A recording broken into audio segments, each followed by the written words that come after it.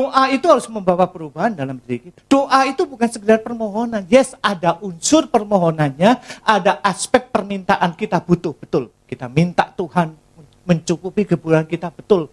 Menolong dalam persoalan kita, betul, itu perlu. Tetapi yang lebih penting adalah perjumpaan pribadi dengan Tuhan yang mengubahkan hidup kita, sehingga radiasi ilahi itu terpancar keluar dan kita bisa bercahaya.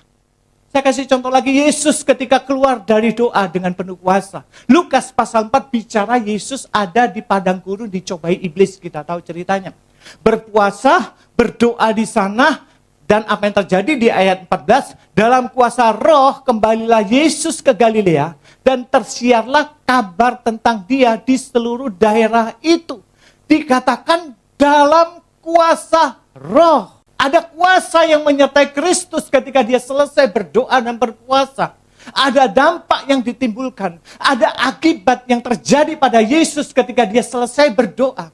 Ada perjumpaan dengan Bapa ketika selesai berdoa. Dan itu membawa perubahan yang dahsyat dalam hidupnya. Jadi sekali lagi doa itu membawa perubahan dalam hidup kita. Membuat kita itu terpancar radiasi ilahi. Dan membuat kita dipenuhi dengan kuasa. Lihat apa yang terjadi dengan gereja mula-mula. Kisah 4 ayat 31 dikatakan, dan ketika mereka sedang berdoa, goyanglah tempat mereka berkumpul itu, dan mereka semua penuh dengan Roh Kudus, lalu mereka memberitakan firman Allah dengan berani. Kita tahu gereja mula-mula menghadapi aniaya.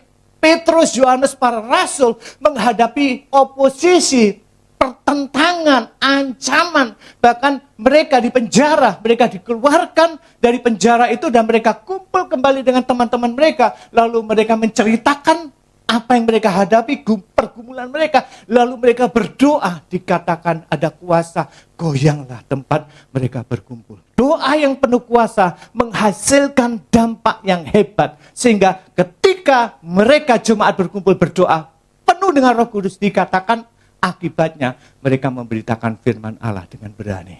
Jadi itu dampak yang dihasilkan dari orang yang bersentuhan dengan Allah. Dan radiasi ilahi itu terjadi dalam hidupnya. Sehingga mereka tidak takut